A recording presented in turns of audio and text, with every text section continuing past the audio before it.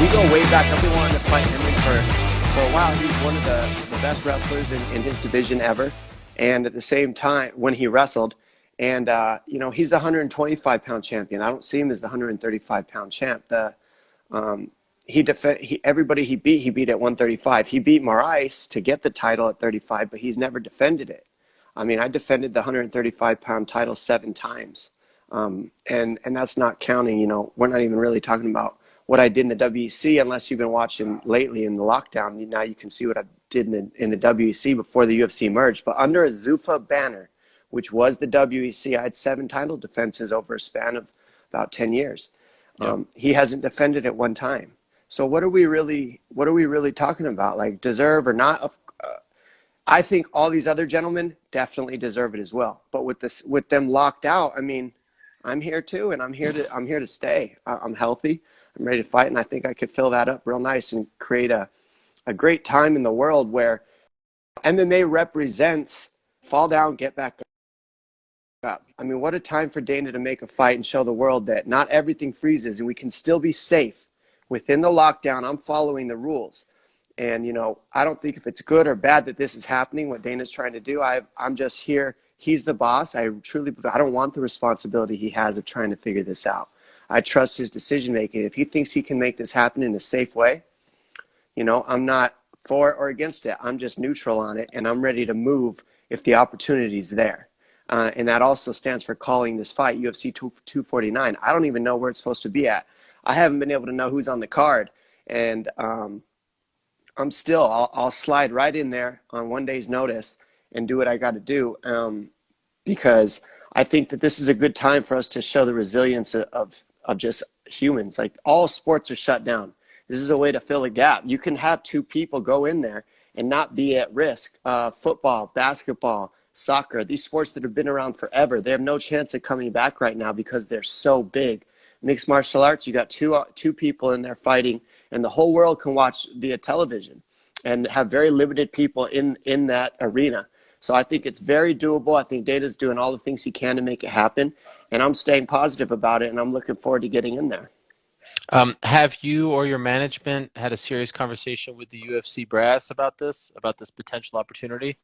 Yeah, I mean, realistically, we're in communications, but nothing's been set in stone. Shelby wouldn't do that because he knows, like, nothing in this whole episode is set in stone. Like, the world doesn't know what they're going to do with this.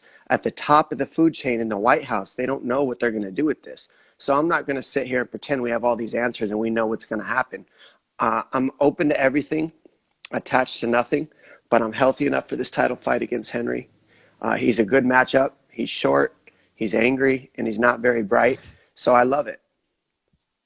Well, what do you say to the people who say, all right, Jan, Aldo, they're overseas, but Aljamain, Corey Sandhagen, they're domestic. Why don't they go to them and not you, who hasn't fought since 2016? What do you say to those people?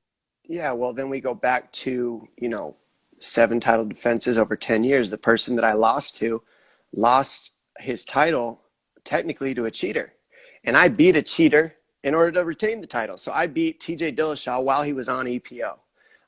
And I believe that because I'll never forget what he said after that fight. We all finish. We tap each other on the head, and he says, "You got good cardio." I've never heard that after a fight in my life. Why would he mention good cardio and then pop for EPO a year later? Like, let's be honest. I know that was a cheating TJ that I beat, and I know that was a cheating TJ that beat Cody. And I think if Cody doesn't lose that fight, who knows if he loses the next 3 after that. So, I mean, he could technically still be champion if he didn't lose to a cheater. You'd never know. I'm not saying that he didn't lose those 3 fights after. That did happen, but how does that loss, that first knockout, change his future from there? I don't know, but it was a cheater. And now we're looking at TJ Dillashaw possibly coming back with more money in his pocket, a rested body, and he just jumps right back in the pool. Really, it doesn't do anything to him except make him feel better. And he's talking about getting a title shot right when he comes back. It's like if USADA really wants to stand for fighters, in my opinion, in this type of situation, then they should be fine when they come back. They should be getting hit with fines when they're fighting after they come back, and this should go on for a while. I believe, because now they're not just coming right back in and jumping in there. But that's a TJ Dillashaw situation. He's the guy who beat Cody, and that's what we're talking about. And that's the guy that beat me, and that was the last time I lost. And it's been a while. I've had few injuries in there, but that doesn't take away the things that I've done. And the fact that I've also come back from almost a 4-year layoff and beaten the top guys in the division. I've done this before. I can do it again, and it's been proven. I've shown that I can do it. Remember, when I came back and fought Mizugaki, I hadn't fought in almost 3 years, right? I fought him for 1 minute and blew my other knee out after that. Are you really telling me that's a fight, a 1 minute beat down? I got hit one time in that fight. I was in front of the lights for 1 minute. So if that's supposed to give me some sort of like technical advantage to move into a title fight with TJ Dillashaw, I don't know how that is. That's a minute of work after 3 years being out. That doesn't get rid of anything if ring rust really exists. I should still have it after that, shouldn't I? And so I look at that and go, I was actually out almost 4 years before I came back and beat TJ Dillashaw. I'm still under that mark, and I'm healthy. I filled in these gaps as I've been out. I've stayed relevant. I've been promoting the division, promoting every single person in the division that I'm competing against in a positive way without attaching myself to it emotionally. And I've been building the sport of mixed martial arts the best I can in service of the other athletes. And I think that's also allowed me to be in this position. I'm not just trying to get me, get my own stuff.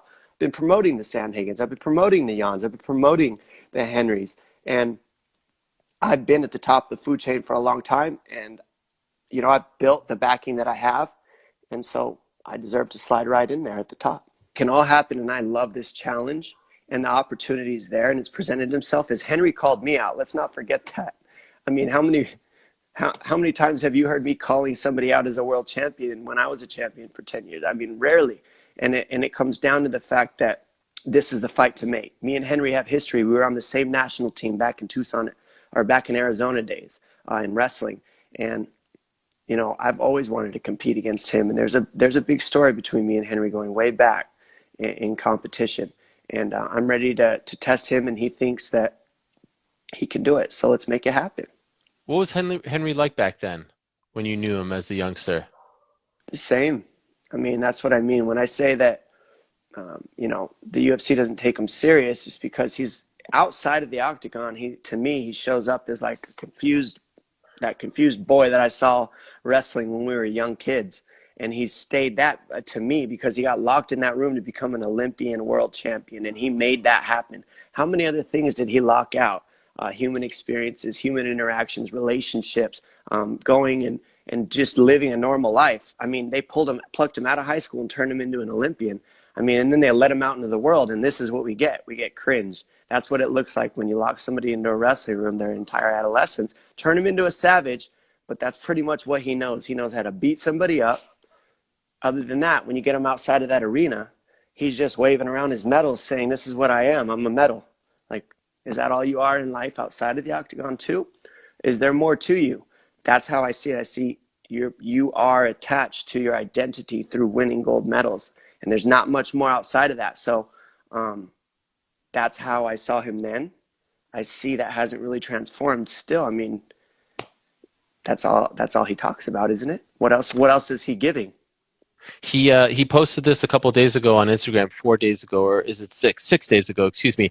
Since UFC 249 is in jeopardy because we can't get Khabib out of Russia, just in case we can't get Jose Baldo, as he put it, into American soil, make sure to bring your untailored tuxedo that you wear every Saturday, along with your balls, because you're on deck, sweetheart. Someone has to bend the knee to Triple C on May 9th. He tagged you and put your face on a Gilligan's Island picture. So what did you make of that?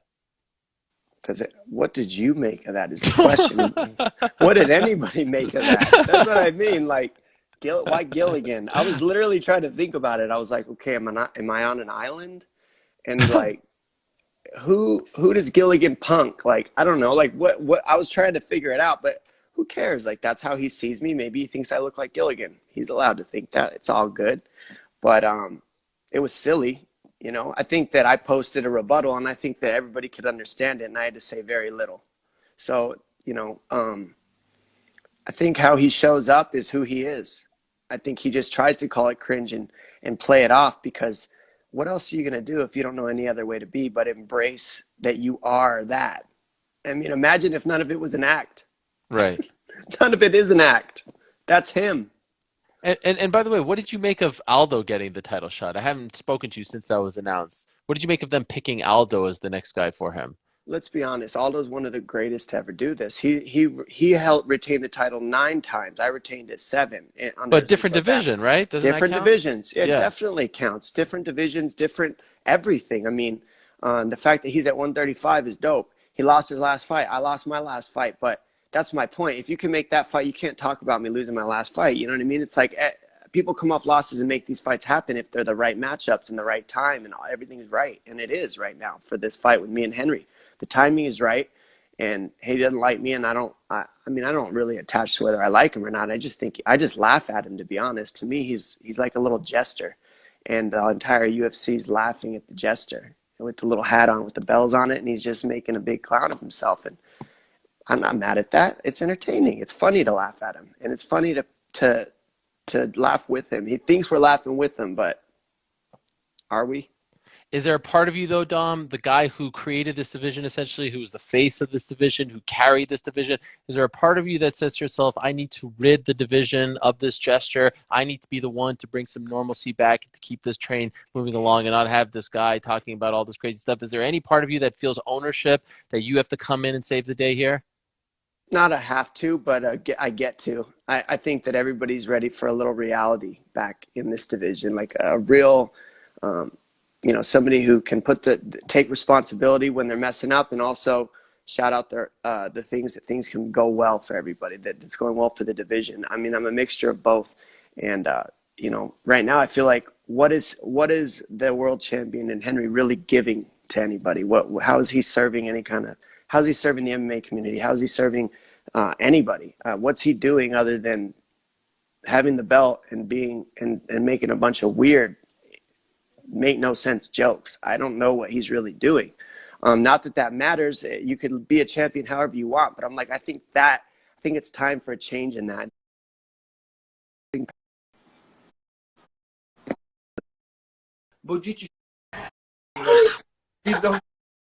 Hey. When